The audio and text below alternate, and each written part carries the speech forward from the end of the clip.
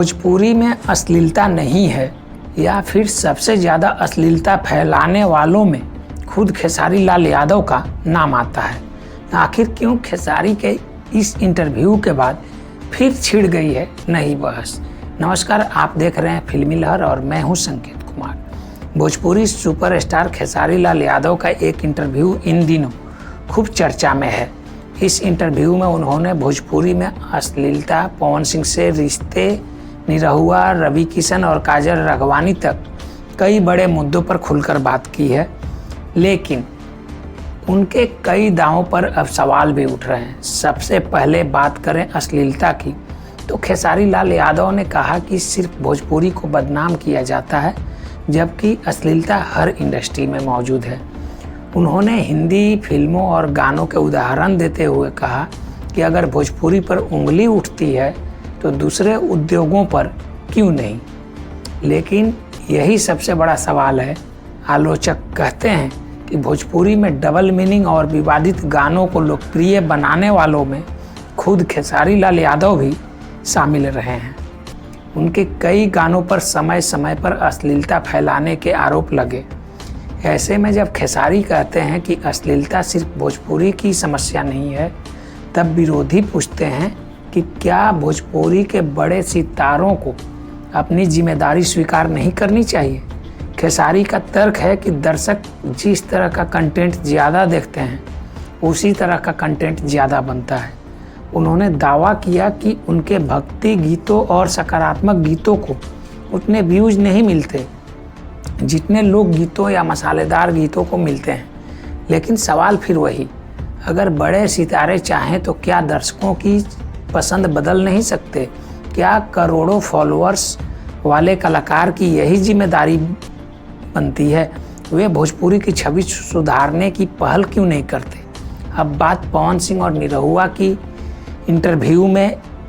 इस इंटरव्यू में खेसारी लाल ने कहा कि पवन सिंह के साथ उनका कोई व्यक्तिगत विवाद नहीं है। उन्होंने साफ कहा कि दोनों के बीच लड़ाई से ज़्यादा उनके समर्थकों और जातीय राजनीति का असर दिखाई देता है।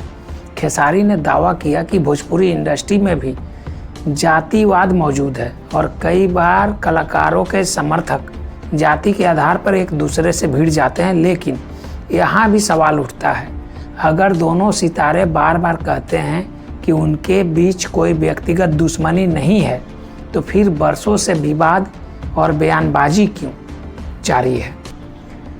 क्या यह सिर्फ फैंस की लड़ाई है या फिर पर्दे के पीछे प्रतिस्पर्धा की कहानी कुछ और है? इसी दौरान उन्होंने निरहुआ और रवि किशन को भी लेकर बयान दिया।